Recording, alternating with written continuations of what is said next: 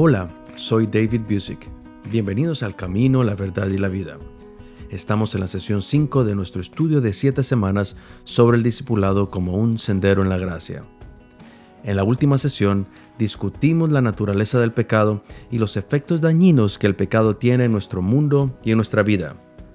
Pero, ¿cuál es el origen del pecado? La Biblia dice que el pecado se origina en nuestra naturaleza innata. Pablo escribe a la iglesia de Éfeso: todos nosotros vivimos una vez entre ellos en las pasiones de nuestra carne, siguiendo los deseos de la carne y los sentidos, y éramos por naturaleza hijos de ira, como todos los demás. A través de sus cartas en el Nuevo Testamento, Pablo enseña explícitamente que los seres humanos nacen con una naturaleza desobediente y pecaminosa. No aprendemos a pecar. Nadie nos tiene que enseñar a pecar. No hay una clase de introducción a la pecaminosidad a la que podamos asistir. El pecado llega naturalmente y somos muy buenos para eso. Jesús dijo: porque del corazón salen las malas intenciones, asesinato, adulterio, fornicación, hurto, falso testimonio y calumnia. El corazón es la fuente que contamina. El pecado proviene del corazón de las personas. Uno ve a un niño que apenas puede caminar. ¿Por qué actúan de la forma en que lo hacen? ¿Por qué son egoístas? ¿Por qué hacen berrinches cuando no se salen con la suya? Un niño no es pecador debido a su educación. ¿No han vivido lo suficiente para haber sido influenciados de esa manera por sus mayores? Un niño es pecador porque el pecado viene del corazón, es innato. No hay necesidad de enseñarles a ser egoístas, lo hacen de forma natural. El pecado exterior es una expresión de lo que ya está dentro de una persona. David confesó esto: he aquí en maldad he sido formado, y en pecado me concibió mi madre. Podemos decir que es el hecho empírico del pecado original. ¿Cómo se ve esto desde el punto de vista teológico?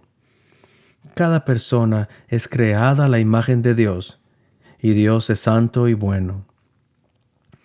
Cuando fue creada en su origen, la humanidad reflejaba la naturaleza divina, pero la fuente de santidad y bondad no brotaba de nosotros mismos, sino de Dios.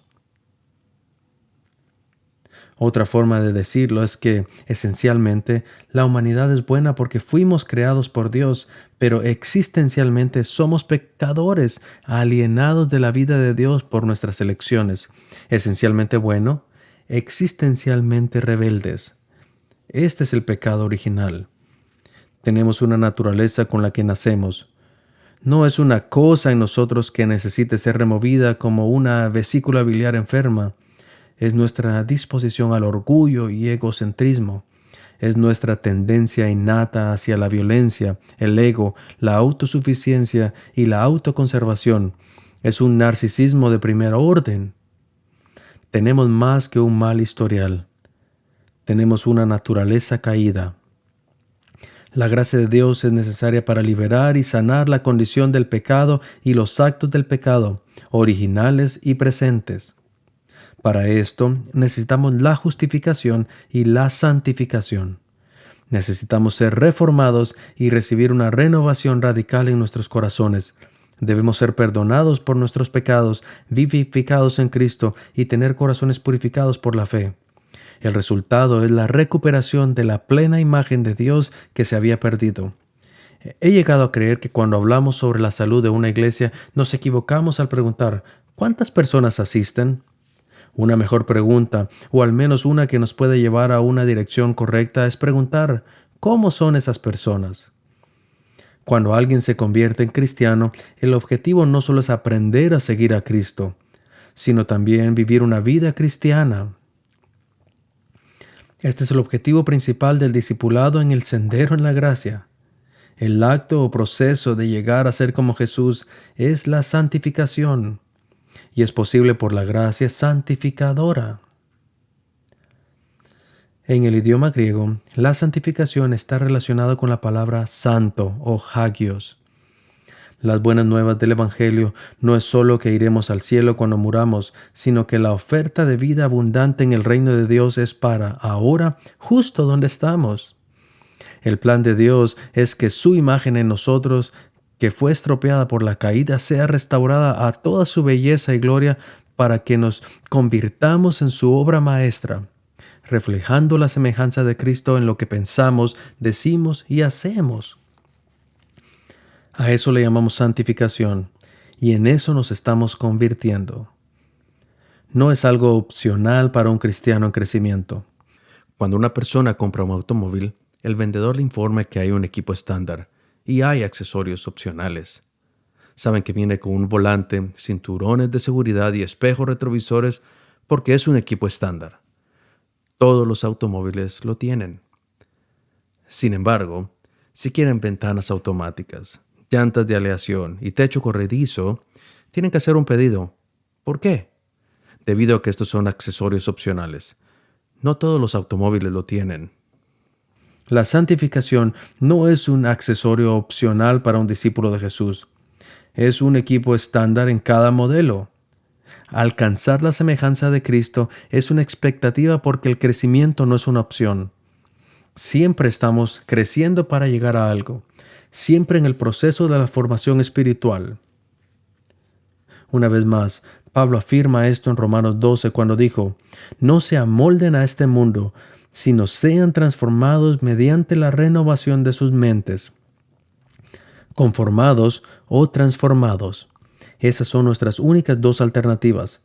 Si no estamos siendo transformados, cambiados de adentro hacia afuera por el poder renovador de Dios, entonces estamos siendo conformados, estamos siendo formados y moldeados por las fuerzas opuestas a Dios que abundan en el mundo. La pregunta no es si va a ser formado espiritualmente. La pregunta es, ¿qué lo formará? Si Dios no nos está formando, hay un enemigo espiritual, un adversario, el maligno, que estaría perfectamente feliz de configurar nuestras vidas. En pocas palabras, el mundo sin Dios deforma y destruye a las personas. En cambio, Dios reforma y transforma. Es por eso que la santificación, vivir a la imagen de Cristo, es tan importante. Entonces, ¿cómo ocurre el discipulado? ¿Comenzamos a crecer automáticamente en nuestra vida espiritual después de la salvación? Cuando alguien se convierte en cristiano, ¿existe un cambio inmediato y profundo de hábitos, actitudes y transformación del carácter? ¿Los cristianos crecen solo con el pasar del tiempo y solo con la fuerza de voluntad? Debido a que nuestra relación con Dios es personal, ¿es mejor que los discípulos de Jesús trabajen solos? Comencemos a responder las preguntas con esta verdad. Los discípulos de Jesús nacen y se hacen. La gracia salvadora cambia nuestro estado relacional con Dios, nuestro destino eterno e introduce el poder y la obra del Espíritu Santo en nuestras vidas. Pero, como vemos en las enseñanzas del Nuevo Testamento, como nuevos cristianos aún no somos maduros en nuestro carácter. Ser cristiano no se traduce automáticamente en llegar a ser como Cristo. Se necesita desarrollo. La virtud crece con el tiempo a través de prácticas específicas. A la luz de estas realidades, consideremos un enfoque más bíblico de cómo se produce el crecimiento espiritual a través de la gracia santificadora. 1. El crecimiento espiritual comienza en la salvación, pero continuamos creciendo en gracia a lo largo de toda nuestra vida. Hay una diferencia entre la santificación y la entera santificación. El debate siempre pareciera ser si la santificación es instantánea o gradual. ¿Hay un momento de crisis o es un proceso? La respuesta es ambos. La gracia santificadora comienza en el momento en que experimentamos la gracia salvadora, pero eso va seguido por un crecimiento espiritual en la gracia, hasta que, en un momento de plena consagración y entrega total de nuestra parte, Dios purifica y limpia nuestro corazón. Esta es una experiencia a la que se conoce como la entera santificación. Sin embargo, incluso después de ese momento de plena consagración a Dios, continuamos creciendo en la gracia y nunca dejamos de crecer mientras estemos vivos. Cuando respondemos con fe a la gracia que nos busca, recibimos la gracia salvadora. Hay una reorientación radical de nuestras prioridades, una reconstitución de nuestros deseos, y el poder y la obra del Espíritu Santo se desatan en nuestras vidas. En lugar de la liberación instantánea de cada hábito dañino, defecto de carácter o mala inclinación que alguna vez hayamos poseído, Dios continúa obrando en nosotros para formarnos en lo que Él quiere que seamos. La meta del discipulado cristiano es volverse más y más como Jesús.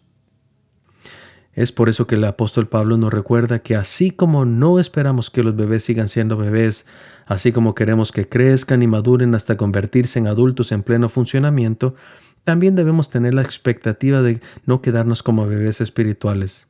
El crecimiento espiritual comienza en la salvación, pero continuamos creciendo en gracia a lo largo de nuestra vida. Debemos parecernos actuar y pensar más como Cristo el próximo año que hoy. Así es como progresamos a través de la gracia santificadora. 2. El crecimiento espiritual implica más que solo tiempo. La mayoría de mis amigos no saben que sé tocar el piano. Tengo más de 40 años de tocar el piano. Cuando tenía 10 años practicaba casi todos los días con mucha supervisión de mi madre, que priorizaba la práctica del piano sobre el del fútbol americano.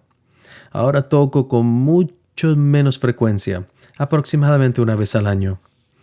Si alguien me preguntara cuánto tiempo llevo de tocar el piano, le diría que 4 décadas. El problema es que no he tenido la intención de practicar. Hay niños en la iglesia que solo han tocado el piano por unos años y que ya pueden tocar mejor que yo, a pesar de que técnicamente he tocado por mucho más tiempo que ellos. Esto también aplica a nuestra vida espiritual. El simple hecho de estar expuesto a la información no significa que las personas la absorban, la entiendan, la aceptan y la vivan. Si bien es cierto que el crecimiento espiritual lleva tiempo, no es cierto que la gracia santificadora sea inherentemente un producto del tiempo, ni tampoco un subproducto de estar expuesto a la cultura cristiana. Las iglesias están llenas de personas que han pasado años siendo cristianas, pero sus vidas reflejan muy poco del Espíritu de Jesús. Son críticos, irritables, cínicos, negativos y egoístas. La razón es muy sencilla. Y esta es la número 3. El crecimiento espiritual no es tanto una cuestión de tiempo, sino una cooperación con Dios y un entrenamiento intencional. El autor de Hebreos dice que algunos cristianos que deberían comer carne espiritual todavía beben leche para bebés. Y la razón por la que se da es que no han sido entrenados por la práctica para distinguir el bien del mal. Por tanto, dice Hebreos, vayamos a la perfección y dejemos atrás las enseñanzas elementales sobre la vida cristiana. El medio por el que podemos llegar a alimentarnos con una dieta de adultos para convertirnos en cristianos maduros es el entrenamiento en la rectitud, un entrenamiento que nos ayudará a reconocer la diferencia entre el bien y el mal y a distinguir entre lo bueno y lo mejor. La frase entrenados por la práctica es intrigante. Implica un esfuerzo intencional y que los cristianos debemos participar en nuestro propio crecimiento espiritual en Cristo. Esto se logra mediante prácticas específicas o lo que a veces llamamos medios de gracia, como la oración, la lectura de las Escrituras, el ayuno, la asistencia al culto, la participación en los sacramentos del bautismo y la cena del Señor. Hablaremos más de eso más adelante, pero debemos tener cuidado de no confundir participación con control. No controlamos nuestro crecimiento espiritual, ni siquiera lo causamos. Hay cosas que están dentro de nuestro control. Podemos hacer una llamada telefónica, lavar nuestra ropa o hacer un mandado. También hay cosas por las que no podemos hacer nada al respecto. No podemos cambiar el clima. No podemos cambiar nuestra genética. Hay cosas que podemos controlar y otras que no. Ambas existen. Sin embargo, también hay una tercera categoría, las cosas que no controlamos, pero con las que podemos cooperar. Piense, por ejemplo, en el sueño. Si alguna vez ha tenido hijos, usted sabe que hay un punto en el que les tiene que decir que se vayan a dormir. A veces ellos responden diciendo, no puedo dormir. Y tienen razón en parte. No pueden dormirse de la misma manera que usted puede hacer una llamada telefónica. Como padres les aseguramos a nuestros hijos que hay ciertas cosas que pueden hacer para ayudarles a dormir. Pueden prepararse para dormir. Pueden acostarse en la cama, apagar las luces, cerrar los ojos, escuchar música suave y llegar al sueño. No pueden controlarlo, pero tampoco significa que no puedan hacer nada al respecto. Pueden prepararse y dejar que el sueño les llegue sigilosamente. Lo mismo pasa con el crecimiento espiritual.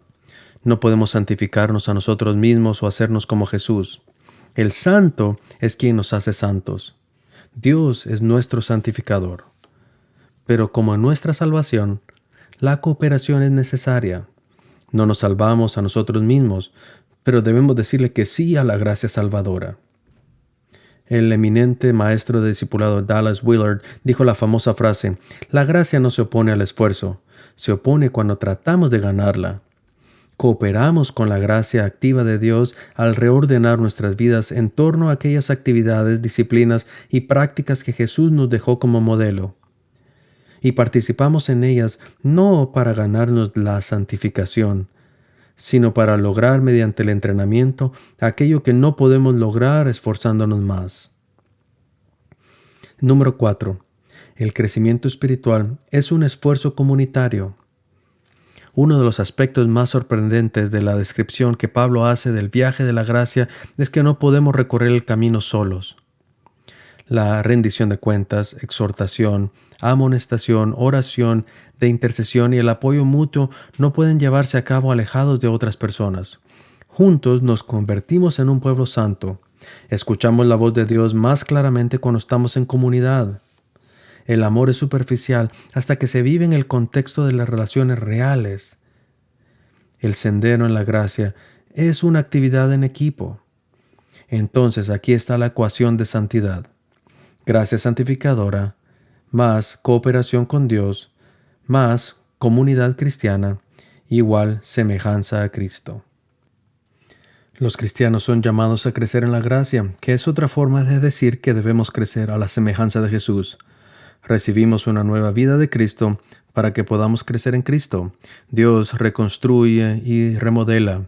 Esa es la gracia santificadora. Dios no solo salva, sino nos transforma. Dios nos acepta donde estamos, pero nos ama lo suficiente como para no dejarnos allí. Él reimagina, reconstruye y nos remodela. Cuando nos ofrecemos en completa consagración y total entrega a Dios el Padre, Dios el Espíritu Santo limpia y purifica nuestros corazones, reconstruyéndonos a la imagen de Dios el Hijo. Llegamos a ser semejantes a Cristo en nuestros pensamientos, palabras y acciones. Ningún rincón de nuestra vida está apartado del control de Jesucristo. Quitamos nuestras manos del volante y dejamos que Jesús tome las decisiones y que Él dé las órdenes. Decimos: "Has sido mi Salvador, salvación. Ahora doblo mis rodillas y te hago mi Señor, santificación". Somos apartados para un propósito sagrado y el amor perfecto de Dios comienza a fluir a través de nosotros. Comenzamos a amar a Dios verdaderamente con todo nuestro corazón, mente y fuerza, y a nuestro prójimo como a nosotros mismos. Esa es la gracia santificadora. Acompáñenos en la próxima sesión para descubrir más sobre el próximo aspecto del sendero en la gracia sustentadora.